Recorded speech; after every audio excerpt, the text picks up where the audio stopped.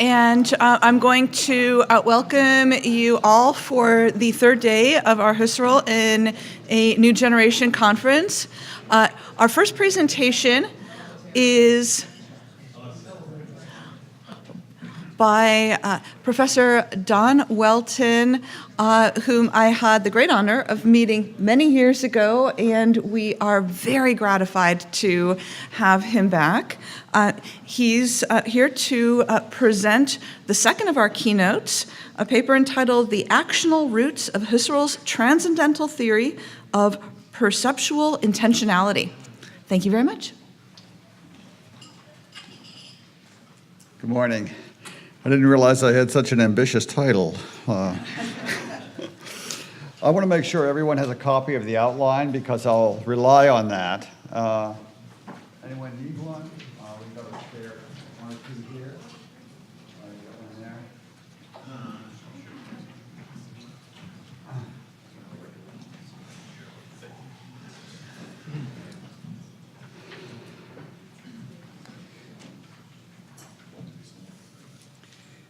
Let me begin with the citation that you have in your outline. This pure ego, which Kant had in view, is not a dead pole of identity. It is the ego of affection and action. And I'll follow up with a couple more captions as I begin this lecture. One from Levinas, phenomenology is intentionality. And then from an incredibly reliable source for phenomenological distinctions, Pascal Amoretti's discourse in The Well Digger's Daughter. My favorite line is, "Be wary of people who sell tools but never use them."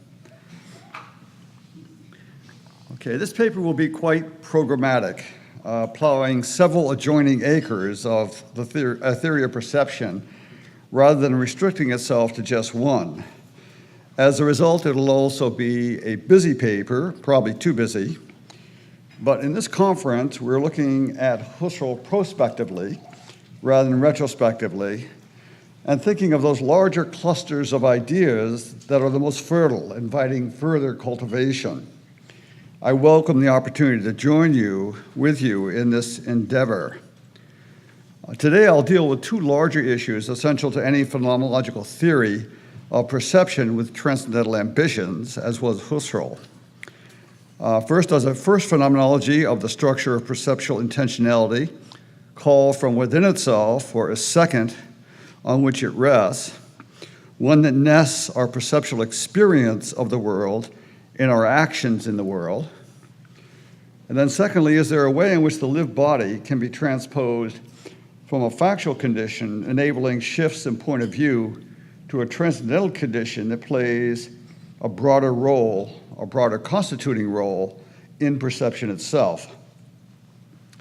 The first matter, taking clues from Husserl's development of a genetic phenomenology, begins with his own account of intentionality and finds a rather significant or rather deep transformation of his theory of perception. The second will introduce a powerful expansion to the role of the body once it is viewed not just as the center of movements and orientation, but also as the agent of perceptual action. We are going to restrict our analysis to perception here. Even that, I'm working with a very specific kind of perception, what Merleau-Ponty would famously call originary perception, and I'll leave to the side any effort to deal with epistemic perception or perception that is scripted. For example, if I ask you to fetch me a glass of water, the tendency is going to be for you to see that according to the script I've given you. If I tell you to go fetch my Freud action figure from under my pillow, you're going to see it just as that, but the as will be defined by the concepts that are in play.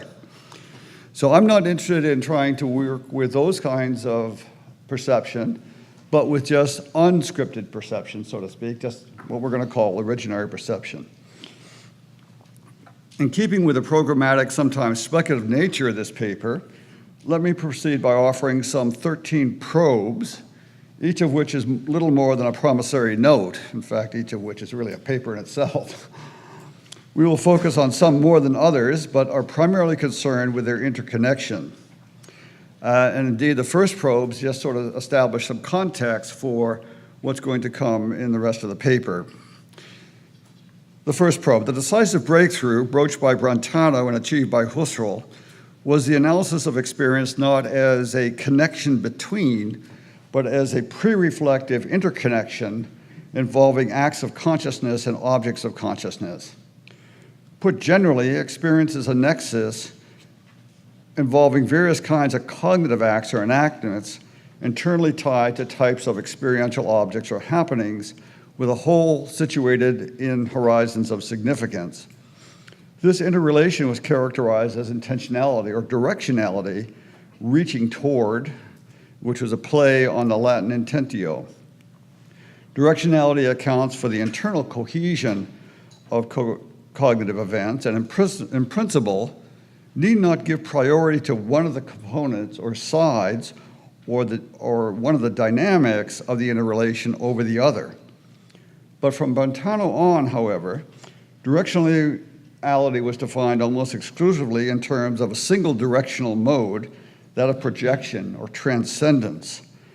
This metastructure, given transcendental status by Husserl, put on a broader ontological foundation by Heidegger, extended by Sartre, and most recently intensified by the very ambitious Rogozinski, has dominated intentionality theory for a good 100 years. It is certainly the case that tropes of positing and transcending controlled Husserl's earlier theory of perception.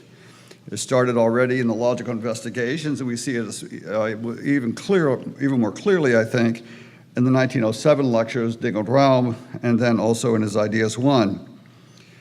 Husserl proposed a form-content theory that relied heavily on the projective powers of apprehension to capture the structure of perceptual acts in a sentence. In and through its profiles, I perceive the object as having qualities. And that's what I meant to capture by that little formula that you have in the handout.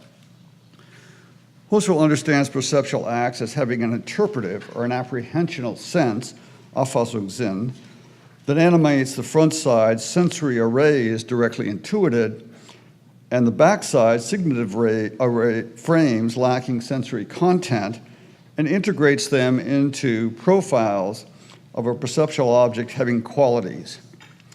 Perceptual sense then can be understood as a noematic scheme of perception that is constitutive of the codependency between the actual and virtual profiles manifesting the object in its determinations. That is, how the object, with its qualities, is presented. Husserl, however, reworked, or began to rework, just a kind of intentionality, in the now famous Freiburg lecture courses from the 1920s, and we've already mentioned this several times in this conference.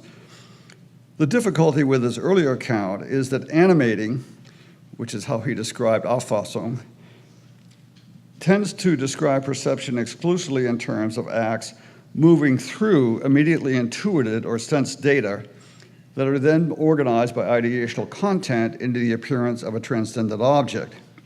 Put much too crudely, taking the sensorial content of perception as immanent in characterizing perception in terms of positing, animating, and reaching out tends to transform the constitution of perceptual objects into a scheme of construction.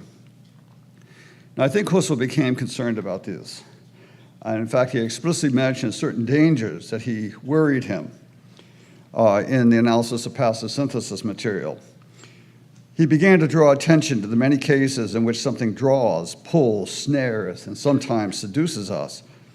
Flashes in the distance are detected as something we know not what slowly begins to take shape in the fog. The unintended intrudes. The usually clean floor has now something or other that gradually comes into focus as brownish and smelly. If you have a dog, you know what I'm talking about. Something we know not what, another example, coming from the kitchen slowly catches our attention as a cry. By contrast, the smell of what we then discover as burning toast assaults us. The prior interplay of intention and fulfillment becomes unsettled by gaps, differences, and displacements that confront, confuse, and sometimes threaten. To account for how perceptual fields exercise their control over and solicit perceptual acts, Husserl turned to analysis of passive synthesis. Due to variations in field effects in the sensuous field, the organization of the sensuous field itself, and degrees of vivacity, what is in the background passes to foreground and draws our attention. He generally calls this dynamic affection, and in contrast to projection, it's driven by affective allure, Reizwirkung, the force in play when fields capture the perceiving ego and provoke what then becomes its intentional acts. In these lectures, then, we find Husserl going well beyond his account in the investigations and ideas.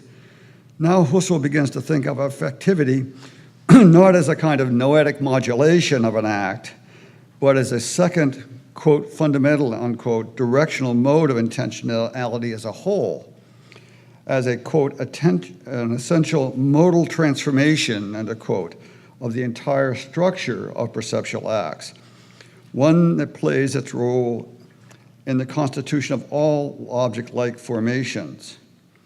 That's in quote, quote, plays its role in the formation of all object-like formations. The interplay between projection and affection, then, accounts for the genesis of perceptual senses and the dynamics of the surface structure of intentionality. As he puts it in a later manuscript, all givenness has its horizon of affection, its horizon of real affection, which affects turning toward the given, and then its horizon of potential affections, which are not nothing and subjectively co-function as the precondition of actual givenness.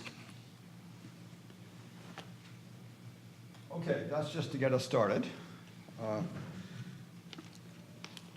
The second probe. If you allow me to use the term surface structure and deep structure as what Fink would have called operative concepts, we are tracking the surface structure of intentionality. Within the surface structure, we find two codependent directional modes internal to perceptual acts as a whole, projection and solicitation. Projection, in the sense of thrown forth, is sustained by the attentive engagement of the perceiver. By contrast, solicitation is nourished by the active provocations of the perceptual field, or better, what Husserl thinks of as a passive synthesis of sense fields. Solicitation is easier to catch when the course of perception is ruffled and things stand up for themselves. It defines the movement whereby objects or fragments either come at the act, often catching us unaware, intruding unexpectedly, sometimes to our delight, other times to our dread, or when they effectively allure us, bringing us under their spell. Solicitation is anchored in the power of sense fields to draw and then the work of passive synthesis to co-configure senses that account for the determinate presence of perceptual objects. What I'm suggesting then is that projection and solicitation form the bidirectional modes of the intentional arc, especially when you get to analysis of passive synthesis. While protending and presencing account for the temporal dynamics of perceptual acts, projection and rejection, projection and solicitation secure the circularity of their intentional structure. The circularity is what accounts for the cohesion of perceptual events. This model, I would argue, does build on his earlier approach, but then supersedes it. And so there's my little picture of what this is about on your handout. Like Temple Grandin, I rely on pictures to navigate thought. It's a good thing I live in Vermont because there are plenty of cows there. You don't know the story of Temple? Oh, okay. All right. I guess that's a bit of an insider joke for those that wear galoshes. All right, so that's kind of what I'm pulling together in a very quick fashion what I think the transformation is, which is actually a a pretty strong structural transformation or transformation of the actual structure of perception, of the perceptual act. These developments, probe 3, in Husserl's theory of perception, have striking consequences for our understanding of the perceiving self. Acts are always attended by an immediate self-awareness, a living through a Leben of the experiential act. Intentional experience, however, is not reduced to just an interrelation between modal acts and objects, for an act also involves self, enacting and acting upon. The I, the self functioning as the source point of projection. As the I, the self functions as the source point of projection. But this very same self is also one to whom objects appear and on whom objects make perceptual demands. The object I perceive appears to me. The object drawing me becomes the one I perceive. The I is a subject that is simultaneously subjected, a me, in solicitation. Then I becomes a me, and the me the subject of solicitation. In projection, the me becomes I, and the I the subject of projection. This difference between projection and solicitation introduces an I-me into the heart of the self, a certain kind of chiastic identity indifference within the unity of the perceiving ego. Husserl, I think, never anticipated this. Probe 4. While the dynamic, we'll cash this out later, which is why but I'll leave it standing for now.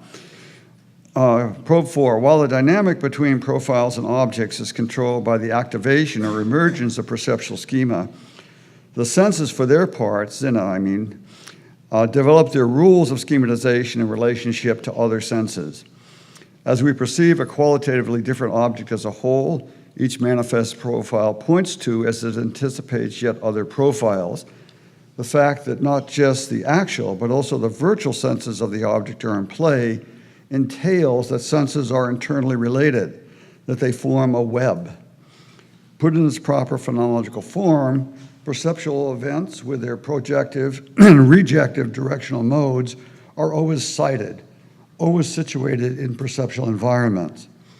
A perceptual environment consisting of a web of perceptual senses stands in relation to other sorts of perceptual environments, and this to other families of experience with their own webs. The being of all such webs, transcendentally characterized, is the world. All perceptual events, then, are situated in the world. Probe 5. There's a set of issues surrounding the transcendental standing of the lived body, live, and whether Husserl can equate the ego's point of view and the lived body functioning as the 0 point of orientation, structuring the space of objects. At least I'm going to suggest, I do think that there is a tension here anyway.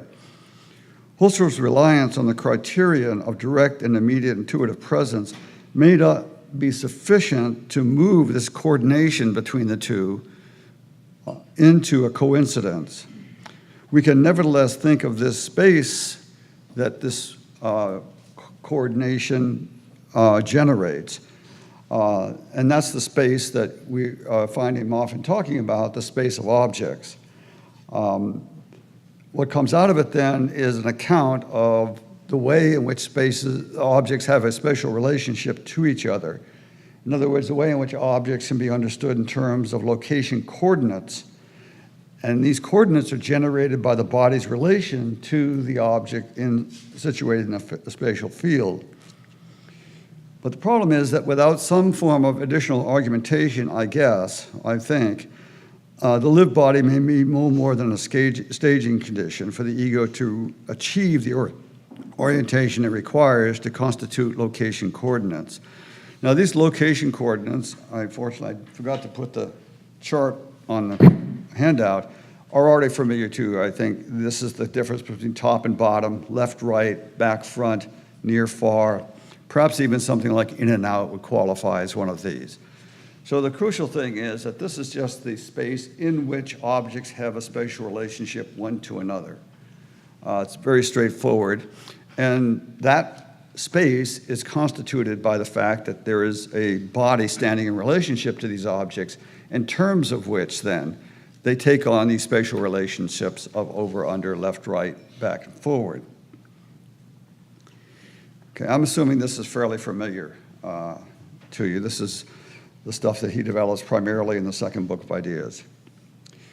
Now I want to make the transition, with that as kind of setting the framework a bit, a transition to the heart of this paper, and to talk a little bit now about this, what I think of as a transition from the surface to the deep structure of intentionality. So let me begin with another probe, probe 6. We've seen that the dynamic modes of perception and solicitation are the foundational modes of perceptual intentionality. What we have yet to explore is whether the lived body is more than the medium of perceptual acts. That's his word, actually, for it, early on. Supplying intentional acts with the materials upon which they work. That is, whether the lived body, caught in the dynamics of projection and effectivity, directly contributes to the constitution of the qualities of the object. Except for brains and vats and philosophers in chairs, acts are internally connected to actions, to getting around in environments. Seeing an object as a knife is only possible for those who envision or engage in cutting and who take the implement as such. This entails that acts, which are specimens of presenting, are not just ways of taking, but also ways of taking up and coming to grips with materials at hand. Thus, perceptual acts become configured by actions, by proactions toward and reactions from, even if that action is nothing more than refusing to get out of the chair. Both pro and reactions introduce schemata of use that are integral, I want to suggest, to the sense schemata of perception. And so this is what I'm going to begin to explore. With actions always connected to working environments, something new enters our account. First of all, it expands and enriches the scope of perceptual qualities. As situated, the knife is bound to other sorts of kitchen utensils and appliances through ties of indicative referral. This referral, always on the margins, is directly secured by how the object is used. But should it break or become inappropriate for the task, as Heidegger emphasizes, the marginal becomes a focal referral. The now useless knife rejectively confronts, even confounds us as it brings cutting the carrot to a halt and immediately solicits something to resolve the tension created by its breaking. A nice quote from Husserl: contrast is to be characterized as the most original condition of solicitation. So something breaks down, and that becomes, as it were, the space into which something like solicitation or affection comes into play. This awareness of the knife as broken consolidates the sense of its use in the world of the kitchen by then calling for another utensil like it, or something that could be used in place of it. Use values, however, do not simply enrich what counts as a quality, but also carry us beyond the surface structure of intentionality, analyzed thus far. They deepen our understanding of the nature of intentionality by locating acts in the realm of actions. The seventh probe. There are, of course, different types of action, and I want to immediately contrast three different types of action, and I have to assume a little familiarity, but we'll explore them a bit. One would be an intention of action. The other would be actions as intended. And there's a third type in which the goal or result is not set prior to the action, but is posited or established in and by the action itself. What we with others call intention in action is an action directed to a goal other than its own movements as an intention of action, but the intention of that goal is formed in and by the action itself. The spontaneous action of reaching for another knife forms the intention to fetch the second knife and replace the broken one. The shortstop running to her left with her glove extended constitutes the intention to catch the ball. The intention is lodged in the action. The intentional act and the action coincide, and acts thereby become acts in actions. What induces the act if no intention precedes or projects it? Intentions and actions are interactions spanning the movements of the lived body and the invitations of the environment. Tensions arise in the situation in which I find myself, and they call for a resolution. Or the situation is rather routine, and I go about my work as I always do, bored as ever. At either limit, action is drawn into or solicited by what the situation as a whole requires. In our examples, the muddle posed by the broken knife or the menace of the fast-moving ball calls forth the proaction of finding a good enough replacement or catching the ball. The intended goal, we might say, is an effect of the action being engaged responsively by the demands of the situation. Now, this might give us a hint as to why Husserl's transcendental analysis is somewhat limited, why the lived body had difficulty finding its way to the qualities of objects. At the outset, the lived body Husserl envisioned was only a body of movements. It was not the body of actions. His theory of perception does not rest on a theory of action, that alone of intention in action. His hands moved over surfaces and touched each other, but never picked up a saw, certainly not a kitchen knife, and certainly didn't milk a cow. So Husserl's lived body at first was thinned out to zero, a center without a place, a null sustaining a point of view, moved only by prior intentions, and only occasionally pushed about by something else. Connecting originary perception to intention in actions deepens our analysis. On the one hand, the anticipated knife as cutter or the ball as catchable pulls the action in one way or another.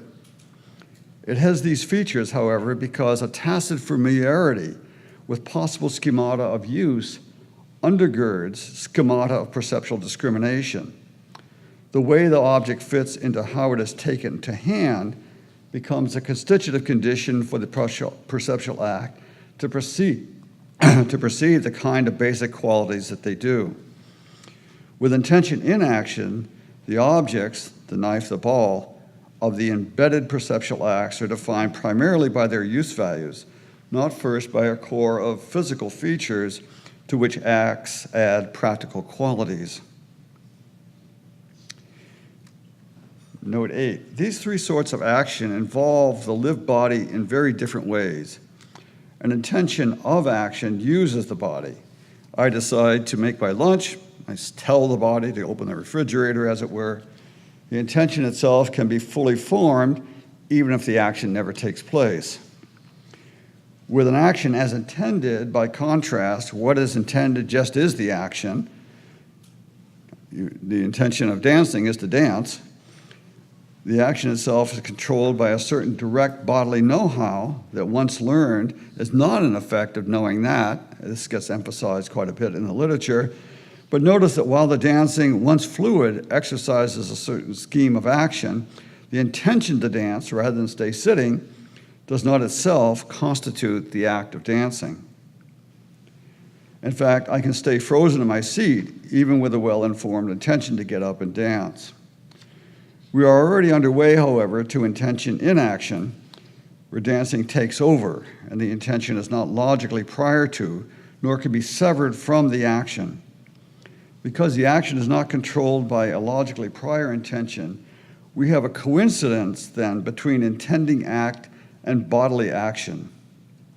The intention in action as a whole, along with perceptions involved with it, is called forth by what the situation demands and offers. With the onset of rain, for example, cutting the carrots on the picnic table comes to an end as we scurry toward the porch, which is now manifest to us as what affords shelter. This is Gibson's famous term.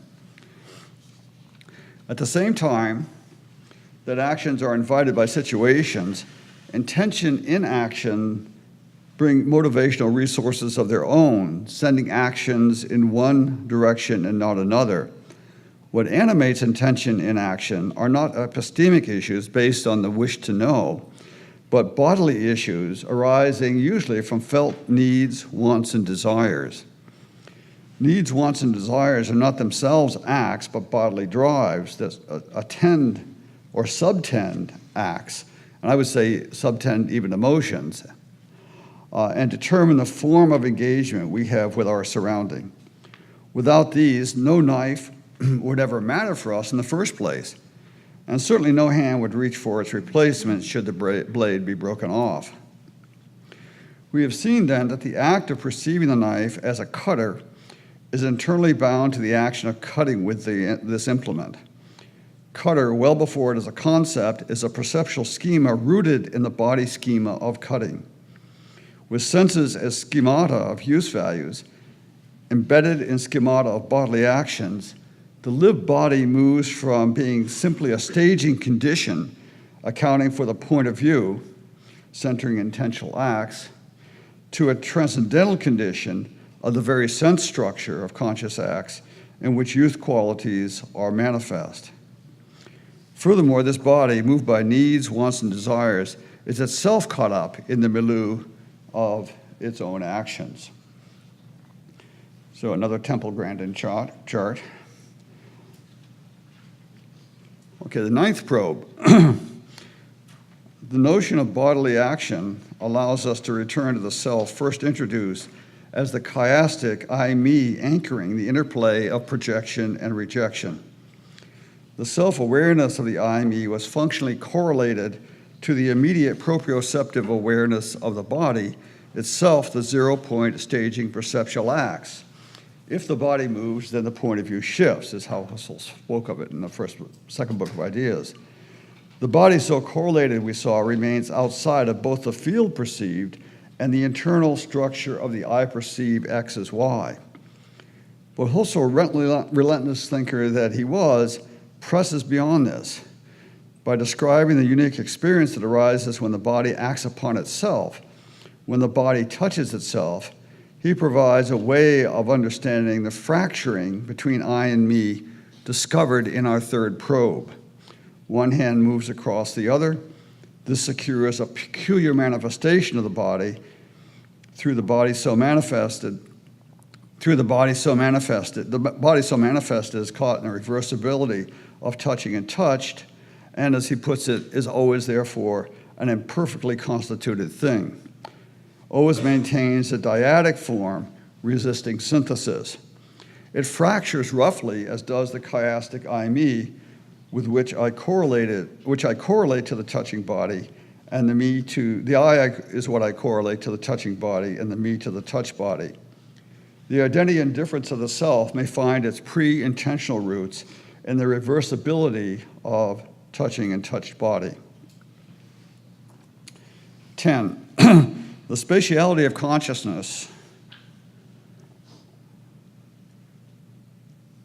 Okay, what we are discovering is the spatiality of consciousness. As we saw, the standing moving body secures a null punct to the spatial field that anchors the projective orientation, giving rise to location coordinates. That's the top, bottom, back, front. Undergirding projection with proaction, such coordinates configure not just the space we see, but now the space into which the body can move and act. This enhances then the sense of what that space is about. Solicitation, by contrast, introduces a dynamic in which the perceiving self senses that it's drawn, enticed, sometimes repulsed, revolted.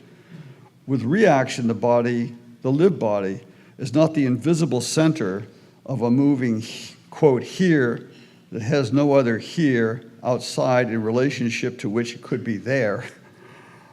This is a really nice line out of the 1907 lectures. In reaction, this lived body then isn't simply an invisible center, a here, an absolute here, but a here that is confronted by itself, that in a certain sense is also there. that is being moved, deployed, sometimes resisted, repelled. In reaction, much more so than proaction, the lived body senses itself as something positioned by an alternative here, as something pushed about or pulled forward.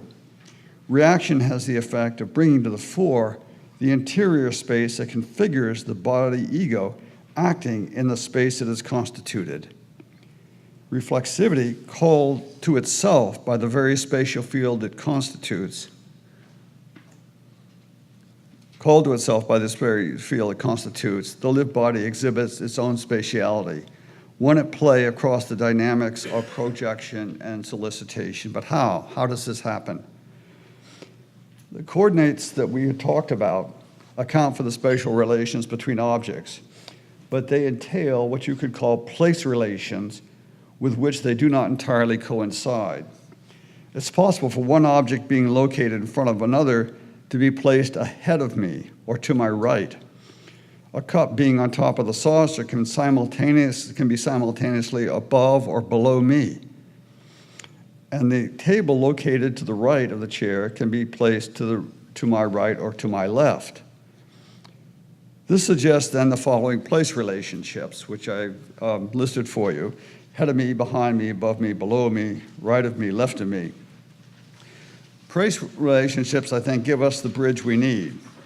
The place relations entailed by the constitution of location relations are themselves carried by certain spatial axes that belong to the body itself. To put this more precisely, the axes are reflexively entailed by places. An object sitting on top of another in front of me solicits as it's carried by a sense of me front, in contrast to me back. A little Cockney helps here. While one hand behind me does just the opposite. One place behind me does just the opposite. If a towel on a shelf is above me, its place indicates me head, which functions in contrast to me feet. We call these axes vectors or carriers. And so what I think you have here is, and this really comes into play now, so elicitation is in play, and now that we've got something like action in play, you have certain spatial vectors to the body itself, to the lived body itself.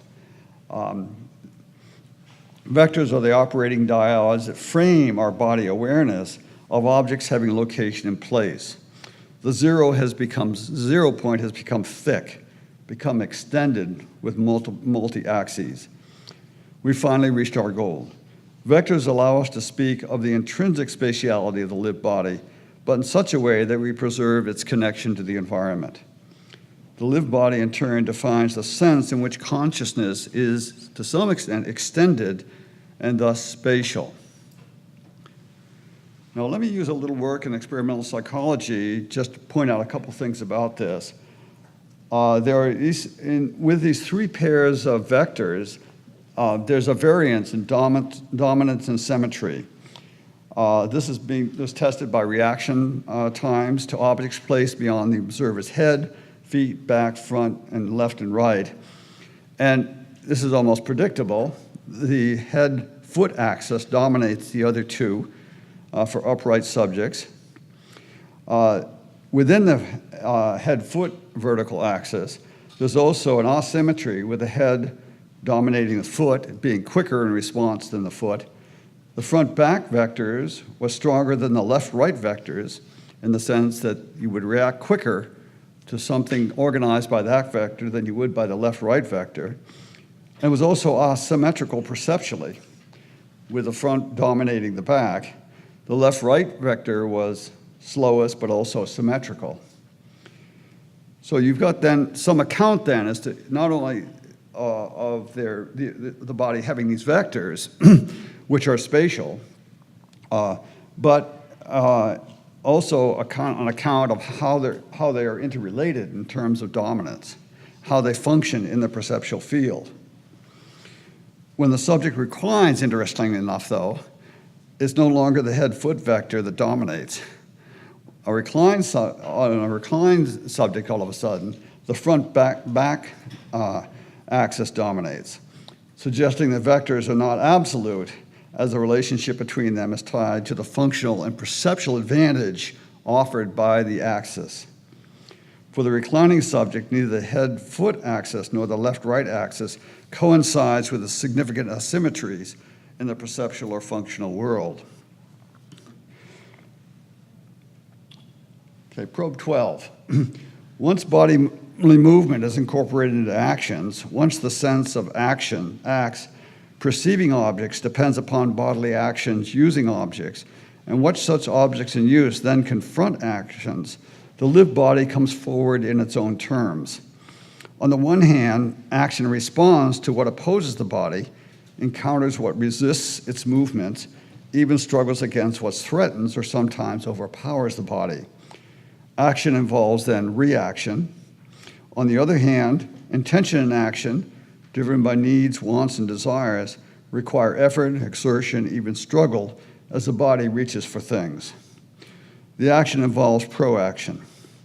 Self-affection then includes much more than proprioceptive feedback and the reversibility of touching. It includes a sense of bodily vivacity and vitality, or in bad times, of bodily vulnerability and violence that permeates the self and animates actions. This is the body as flesh. With action in play, self-affection is not simply an effect of a moving, but also a vital proacting and reacting body. This leads to a further deepening of the structure of intentionality. The I-me of acts rests upon the bodily I-me of actions. Thus, the self expands into an agent of action, one who acts and who is acted upon.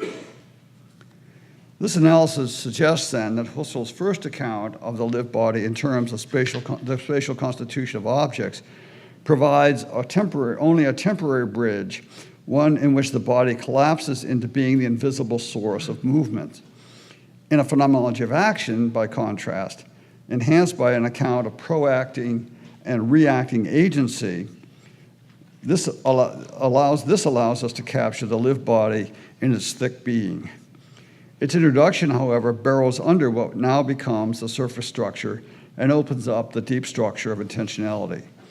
The directional modes of projection and solicitation that we first discovered are nested in bodily modes of proaction and reaction.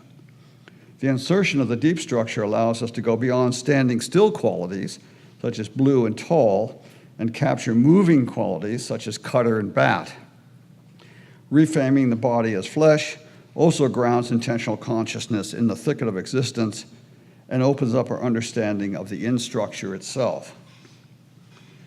Whether it be the perception of a useless or useful object, the sense of the emerging object is always situated in a space of significance in which we are located and to which we are attuned. This openness, a function of our involvement in situations, introduces a more encompassing notion of affectivity that goes beyond perception and characterizes our involvement in existence. The world that frames our lives takes hold of us, pulls us into it, even comes to entrain us. If rejection and reaction define the path given the sensible access to us, affectivity provides the ground for that path. We are not just receptive beings, reflexively captured by objects. We're also responsive beings whose actions are affected and eventually entrained by the demands of our world. Situations that capture us are also situations that we challenge, to which we bring transformative powers of our own. Projection and proaction presupposes that our being in is one of engagement, that we are constituted in such a way that we care about things, that situations matter to us. We have the capacity to challenge the demands of the world and transform what would otherwise conform us. Intentionality is undergirded by the deep structure of affectivity and engagement, equiprimordial features of our being in. What we're calling the in-structure then is itself sustained by involvement. With affectivity, our being becomes being in. With engagement, our being in becomes being beyond. Thank you for your attention.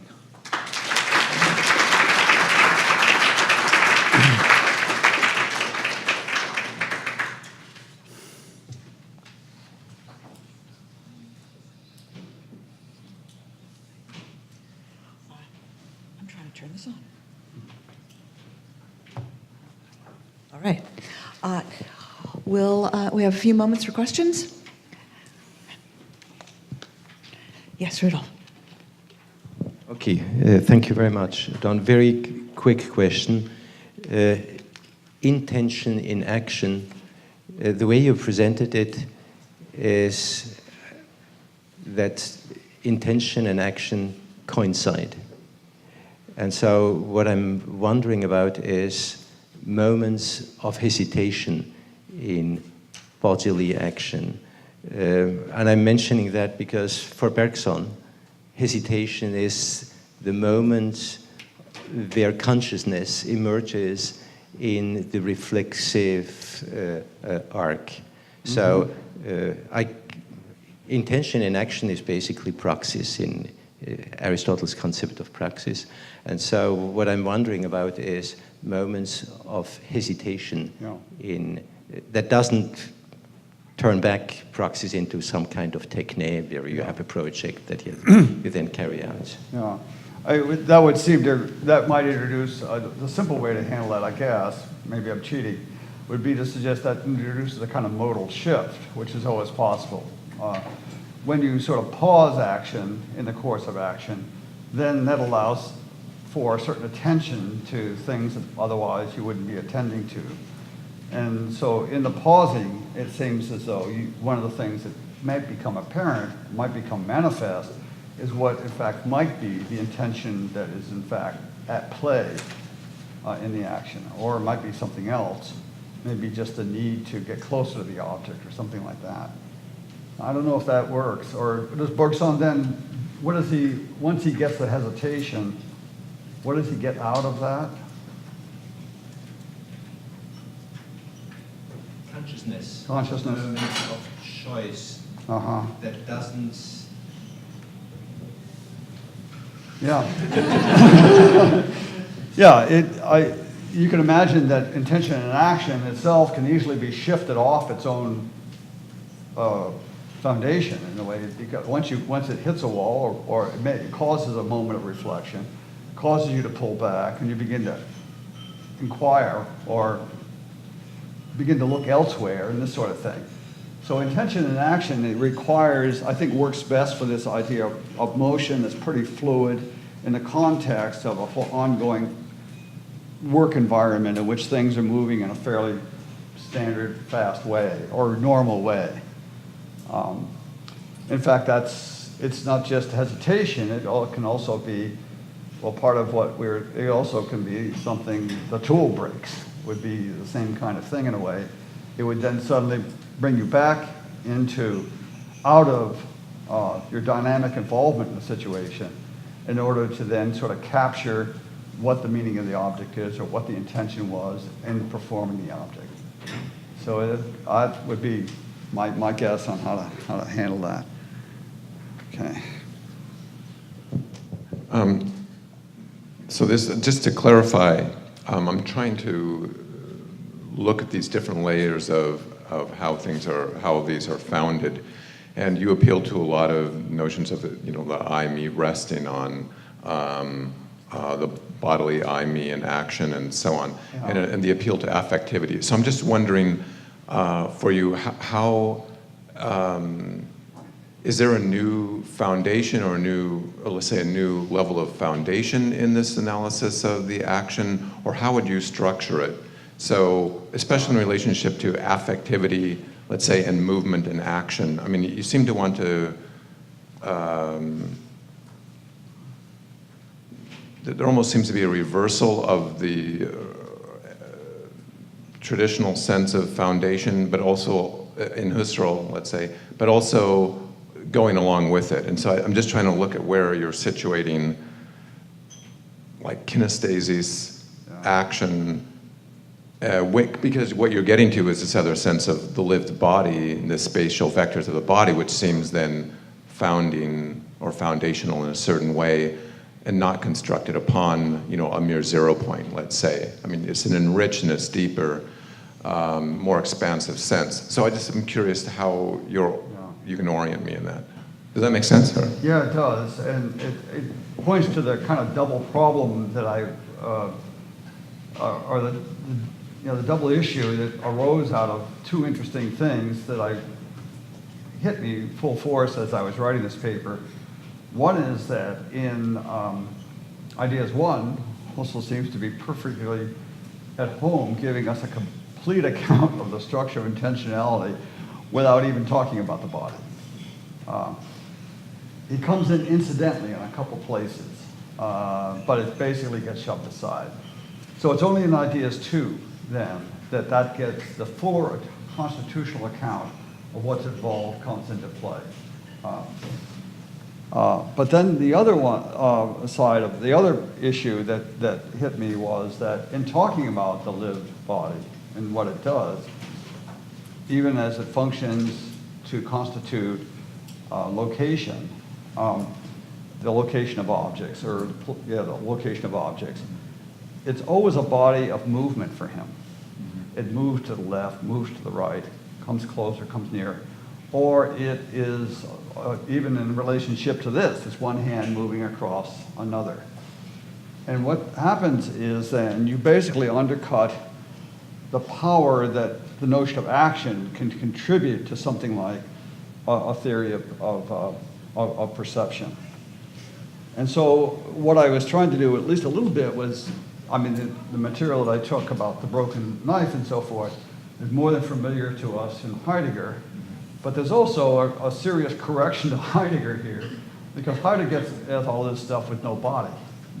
He's got things being ready to hand, but no hands. And he has, and he's actually very clear about this. There are a couple of footnotes where he just sort of says, look, body belongs, it's almost like Kant, body belongs to anthropology. We're not going to, it doesn't factor into our account at all of these essential structures of Dasein. So what happens then is that you end up with an inability to give any sort of rendering of these structures of involvement, any sort of ability to account for them, because that requires a pretty red-blooded theory of action. And a red-blooded theory of action is going to require a pretty rich account of the body. So that was kind of what is driving it. And so it's a kind of layered, it's almost a little too dialectic to be strictly kind of foundational in nature. And I think that's one of the advantages that you get when you begin to take the notion of circularity, which is already built into this contrast between affectivity on the one hand, solicitation on the other. And that gets built into the nature of perception. That immediately begins to open up a surrounding, as it were, circularity between action and reaction, if you will. And that then allows for a much richer integration. One of the interesting outcomes of this is that there's always a question as to whether or not Husserl, when he does an account of the perception of objects, can really account for the qualities of objects, or whether he's only accounting for the appearance of the qualities of objects. And at least at this level, you've got a serious constitution of qualities coming into play in action. Now, whether or not that'll transfer back into something that you can also apply to sensuous perception remains open. But any attempt to do that has to move, as it were, out of this field that's been opened up by the notion of action. It may be that the field, in terms of which Husserl then first isolated in the first book of Ideas, is somewhat abstract, or abstracted from a broader field of action and interaction. So that's kind of the wager that's at play here. And in terms of thinking about this for future directions in phenomenology, it seems to me that that's the one thing that really has to come into a play that hasn't been, that Husserl himself didn't really bring into play, and then a lot of the phenomenological literature, gifted as it is with really parsing the structures of intentionality and acts, also doesn't quite have it in play. Sarah? Thank you so much. This is just kind of like how would the kind of solicitation or allure that we experience in respect to another living body then fit into this? Of another body? Yeah, another living body. So, another living body. Yeah, so does it complicate? I mean, Yeah. how does it complicate, or does Yeah. it? How much one can use the analysis Right. with practical objects? Yeah. Well, methodologically speaking, it might make an outrageous suggestion, which is to suggest that you start by dancing with the other. Okay, in other words, it may be that you've got a level of action that's going to involve a communication of affect and play, and then begin to worry whether or not that person's thinking about anything while they're dancing with you. Something like that. In other words, it wants to, and we hit on this really in a nice way with your paper and then also Lanai's paper. We want really a notion of affectivity to come into play in a very strong way when we try to account for the linkage between my body and the other body. You're going to get that, it's going to be easier to get that from the side of affectivity than it is from the side of projection, I think. So methodologically, if that's the case, and if Husserl really doesn't get fully clear on this interrelationship between projection and solicitation until later on, that means that we need to work further with the notion of the lived body to get it into a place where it can begin to account for richer accounts of experience, including my relationship to the other.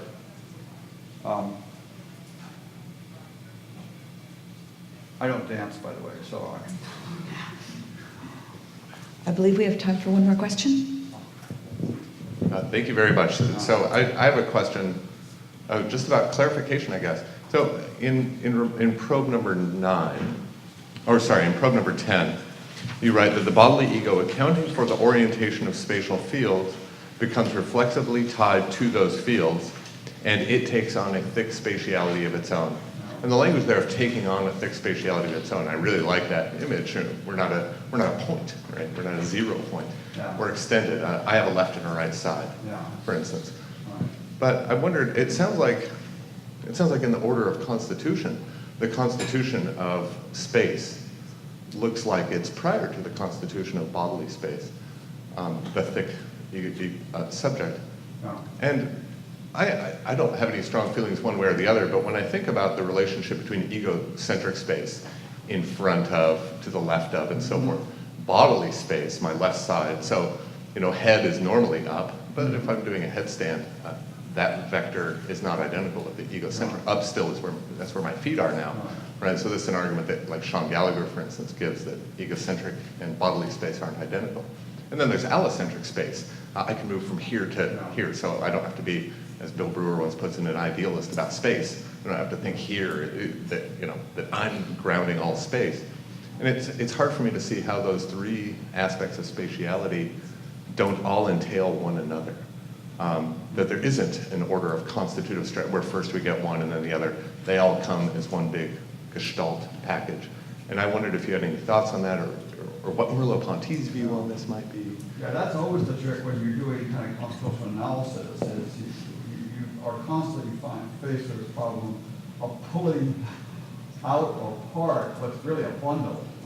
Right. And that's what I rely on here, though, to make it somewhat plausible methodologically, is the idea that once I've got the location coordinates of objects constituted, that itself is going to draw into play then the place relations. And the place relationships then kind of reflexively bring us back to then these bodily coordinates or vectors. So it's hard to go the other way with that. So location coordinates are the egocentric ones, like in front of, behind, left, right? Yeah. Oh, no, that's place coordinates. That's place Yeah, that's the location coordinates, which just this thing being on top of the table. Oh, okay. Okay, the relationship between objects in the field itself. And it's interesting that Husserl doesn't do much, well, maybe he does. He hesitates to say that when someone has 40,000 pages of manuscript. Right? You can find everything. But What didn't he say? but in any case, in the bridge to this, that seems to be his place, because this relationship of this being on top of the table suddenly allows for a change of place here.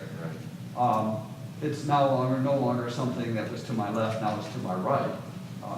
And so that then gets you a natural bridge to the idea that there are vectors. The research that I quoted on this is actually research done by a colleague of mine at Stony Brook. It's older research, and I have decided to sort of pursue newer versions of this and see what comes out of it. I like your reference to Sean Gallagher, because one of the things I struggled with a lot was it seemed like it's very hard to argue for an identification between the center of the ego and the center, as it were, of the body, or the body as null point, the 0 point. And that raises actually the question as to whether, in order to affect that relationship, to make it something more than just a factual condition, something like transcendental argumentation doesn't come into play. So an earlier version of this paper talked a little bit about the necessity of making phenomenological description structured through transcendental argumentation. Sometimes it enhances what you're trying to get at, but it also can possibly correct what you're doing descriptively. And so without transcendental argumentation, ultimately, you're going to have difficulty sustaining the idea of a transcendental phenomenology. So that's kind of that isn't covered at all in this paper, but that's one of the working ideas behind this. Thank you. Thank you very much. Okay, thank you.